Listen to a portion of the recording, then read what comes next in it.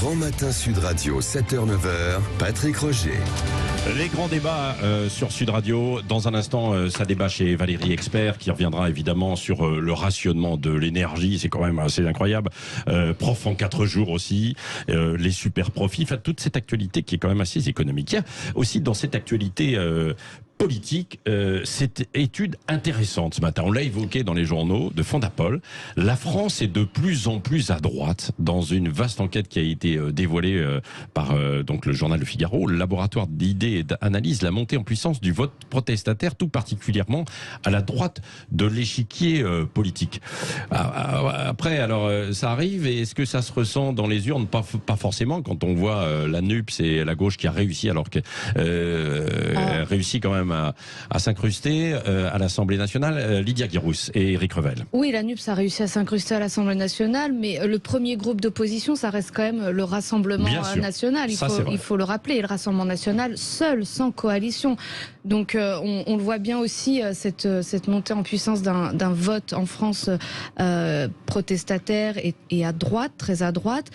Il s'est vu aussi lors de la présidentielle, puisque Marine Le Pen était au second tour, et sans Éric Zemmour, elle aurait été au second tour très largement devant Emmanuel Macron, si on comptabilise. Au premier tour, lors du premier tour. Oui, et le vote Zemmour, LR plus Marine Le Pen, ça fait quand même un vote qui est très important.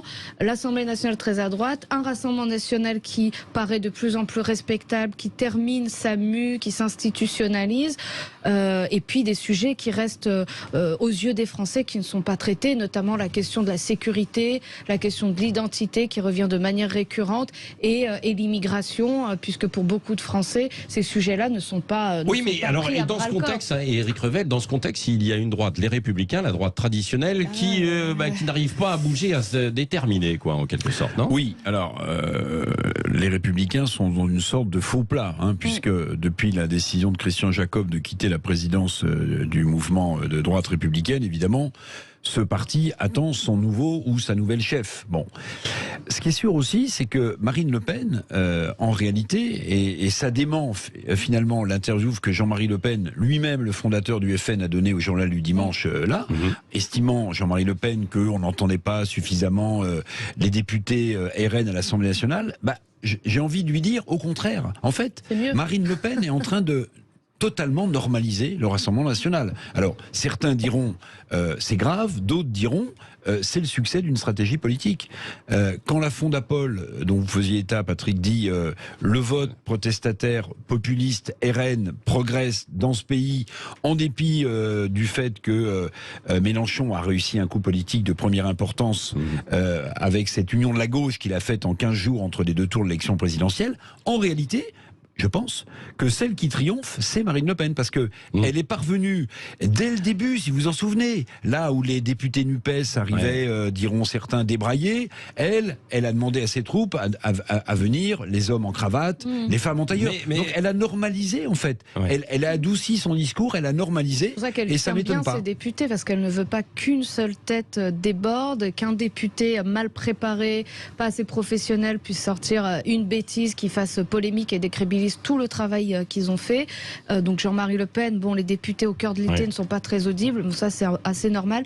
La rentrée va arriver, et notamment, autre voie de normalisation, c'est ce faux match entre Louis Alliot et Jordan Bardella. Pourquoi ce faux match? Parce qu'on sent que c'est fait pour montrer qu'il y a de la démocratie au sein du parti, un débat, mais on a l'impression que c'est quand même très alors décidé. Vous êtes capable de dire ce matin, Lydia Guirous, qui sera le patron du parti? On sent quand même que beaucoup de députés et de poids lourds du Rassemblement national sont quand même en soutien de Jordan Bardella, ou envie que ce soit Jordan Bardella, même si Louis Alliot a beaucoup de qualités, beaucoup d'expérience. C'est un faux match. Et il est celui qui a normalisé le parti. Ça semble être, à mes yeux, ça ressemble beaucoup à un faux match. Alors si c'est un faux match là, en revanche, il y a un vrai match chez les Républicains. Oui, un petit match. Alors là, vous le disiez ce matin. Oui, un petit match. Non, mais avec Virginie Calmels, qui a été attaquée. Pourquoi elle a été attaquée? Alors, d'abord, c'est la grosse bêtise des Républicains. On n'entend pas parler d'eux. Et puis, à la rentrée, on entend parler d'eux parce qu'ils veulent annuler la candidature de Virginie Calmels, qui est leur ancienne numéro 2, pour des raisons qui tiennent pas très bien la route. Je comprends pas. Ça donne une image un peu misogyne du parti, parce que c'est la seule femme qui se présente pour le moment. Peut-être Annie Genevard, qui est à la présidente par intérim. C'est une femme qui vient du privé, de la société civile. Ça ne pourrait faire que du bien de débattre au LR, même si elle est divergente. Elle avait claqué la porte. D'autres ont claqué la porte, ont été candidates à l'élection présidentielle en demandant la tête du président qui était Laurent Wauquiez à l'époque. Donc ça, c'est quand même pas un frein. Ça donne pas la meilleure image du parti, un parti qui a besoin d'être modernisé. Ce qui veut dire, Éric Revel, Dominique Régnier, l'analyse dans le Figaro, cette recomposition des droites pourrait justement se faire sans les Républicains. Oui, alors on verra. Vous savez, ça fait un bout de temps qu'on annonce quand même la mort des Républicains. Moi, je fais partie des gens qui considèrent. Oui, non, mais là vous parlez de la présidentielle. Mais je pense que par rapport à ce qu'a été capable de faire à gauche, même si comparaison n'est pas raison, le Parti socialiste, je trouve que les Républicains s'en sont plutôt pas si mal sortis que ça en termes de députés à l'Assemblée nationale. Oui, mais attendez, ils ont limité la casse. Bon, ils ont limité la casse. Bon, je ne dis pas que ce parti n'est pas en sursis, mais en tout cas, ils ont limité la casse. Maintenant, ce qui est intéressant de voir, me semble-t-il, c'est au-delà des appareils politiques, c'est la force et l'ancrage des idées. Et en fait, la marche suivante, si vous considérez que les Républicains doivent ou peuvent disparaître, c'est y aura-t-il ou pas une union des droites? C'est ça le vrai sujet en réalité. Parce que un Éric Ciotti qui avait dit, vous en souvenez, qu'au second tour, s'il l'était, il voterait Éric Zemmour, ça veut dire que Éric Ciotti, candidat à l'élection de la présidence des Républicains, est positionné et emmènerait le parti très à droite. Donc ça veut dire qu'on n'est plus forcément très loin de l'union des droites. C'est là où est l'impasse pour les LR, parce que certes les idées des LR sont installées dans l'opinion publique et auprès des Français, mais aujourd'hui celle qui les incarne, c'est Marine Le Pen. Celle qui parle fort et qui les assume, c'est Marine Le Pen. Et les LR vont être coincés, puisqu'une partie des LR va être mal à l'aise avec ces idées-là, et l'autre partie ne pourra pas aller aussi loin qu'un Rassemblement national qui n'a pas peur de certains tabous et qui n'est pas tenu par son histoire républicaine et la fameuse digue. Donc ça va être très très compliqué là-dessus. Oui, mais attendez, je comprends ce que dit Lydia Guérousse, mais pardonnez-moi. La droite dans ce pays a des complexes et des pudeurs de jeunes vierges politiques effarouchées que, par exemple, la gauche n'a jamais eu. Quand vous écoutez aujourd'hui le leader du Parti socialiste, Monsieur Faure, mais il est plus mélanchoniste que les mélanchonistes, si vous voulez. Il place le curseur encore plus à gauche. Et il y a des gens au PS de la même manière. Je pense à Monsieur Foll, le maire du Mans, le Foll socialiste, qui dit mais qu'est-ce que c'est que ce Parti socialiste? Donc si vous voulez, pour un plat de lentilles, en fait ce qui compte c'est les idées, mais regardez par exemple, puisqu'on parle beaucoup d'énergie, quel est le point commun entre un représentant de la France insoumise et du Parti communiste français sur la question du nucléaire? Mais il n'y a aucun point commun. Le Parti communiste et la CGT défendent le nucléaire. Sur les super profits, il faut les taxer. Oui, ils réussissent quand même, eux, à s'entendre, bien sûr. Laurent est avec nous de Mérignac. Bonjour Laurent, au 0826 300 300. Bonjour Laurent. Oui, bonjour. Quel est votre sentiment, vous, Laurent? Est-ce que la France est de plus en plus à droite, mais elle n'est pas forcément gouvernée à droite, ou elle est gouvernée à droite par Emmanuel Macron qui l'incarne d'une certaine manière? Alors, moi, je pense qu'aujourd'hui, alors c'est mon point de vue, je pense que moi, je fuis tout ce qui est extrême, à la base.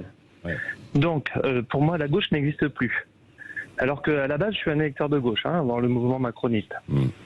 La gauche n'existe plus. En plus, leur alliance NUPES avec le leader Mélenchon, qui pour moi incarne le mensonge en voulant faire croire qu'on a une élection pour les premiers ministres, et n'existe que par la mauvaise foi et les punchlines qui font parler de lui. Donc déjà, tous ceux qui sont rangés de son côté, c'est terminé pour moi définitivement. Après, les autres extrêmes droite, bon, j'en parle pas parce que j'ai jamais voté à l'extrême droite. Donc effectivement, qu'est-ce qu'il nous reste? Balle au centre, il nous reste les macronistes, bien sûr, avec qui je suis partisan parce que je serai toujours reconnaissant de ce qu'ils ont fait pendant notre crise de Covid. Moi qui suis chef d'entreprise, ils ont sauvé ma boîte et les emplois. Et ça, vous dites ils ont sauvé. Et ça restera toujours. Et puis, il reste la droite. Et peut-être qu'effectivement, la droite a un coup à jouer. C'est le seul parti traditionnel qui non, sauf que seul parti, il n'y a pas de parti. Enfin, si, vous parlez des Républicains, là, c'est ça, sur ce que disait Eric. Ouais, non, mais c'est vrai. Bon, sauf qu'il faut qu'ils aient une véritable stratégie et qu'ils réussissent tout de même à s'entendre. Merci, Laurent. Vous pouvez continuer de réagir 0826 300 300. On va continuer de débattre, bien sûr. Valérie Expert est avec nous. Bonjour, Valérie. Bonjour à toutes et à tous. Alors, tout à l'heure, dans quelques instants, ça débat chez Expert. Ça va débattre de quoi? Ça va débattre. Le sujet d'actualité, c'est quand même les rationnements d'énergie en vue et la pression qui a été mise hier par Elisabeth Borne sur les patrons. Donc on va en parler. On va poser aussi la question à nos débatteurs et à vous, auditeurs de Sud Radio. Êtes-vous prêts à vous rationner vous-même? Alors on a posé la question sur les réseaux sociaux ce matin, vous l'avez vu, etc. Est-ce que ça vous inquiète? Ils disent oui à 70%. Mais est-ce qu'ils vont prendre ou est-ce qu'ils ont déjà commencé à prendre des mesures, acheter des radiateurs c'est vrai. et autres? C'est la question qu'on va se poser. Ça se fait pas du jour au lendemain. Quand vous changez votre système de chauffage ou quoi que ce soit, il faut arrêter. Il faut arrêter de dire des conneries en fait, quoi. Et là, non mais je m'adresse directement à la première ministre, Elisabeth Borne. Souvenez-vous, elle avait dit il y a quelques mois qu'il y allait avoir pour tous les Français des voitures électriques à 100 € par mois.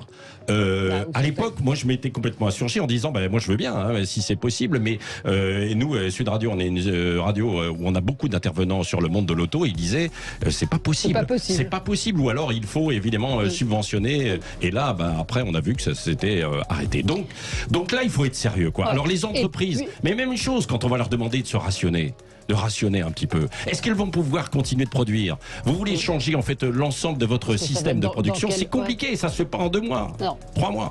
Et puis on va parler des profs aussi. Prof en 4 jours, si Eric ça vous dit. Prof en 4 jours. Vous avez déjà été prof, non? Oui, modestement.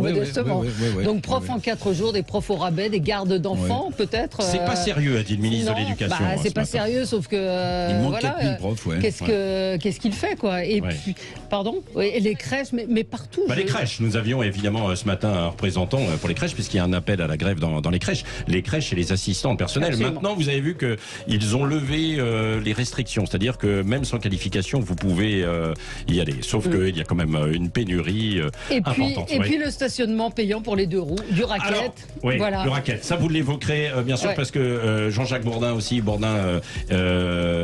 Parlons vrai chez Bourdin, l'évoquera longuement aussi avec un représentant des motards tout à l'heure, qui sera là à 10h30. L'autre sujet de Jean-Jacques aussi, qui fait beaucoup causer, c'est toujours en fait ce conflit qui existe entre la Russie, cette guerre entre la Russie et l'Ukraine. Est-ce qu'il faut interdire les visas pour les Russes pour venir en Europe?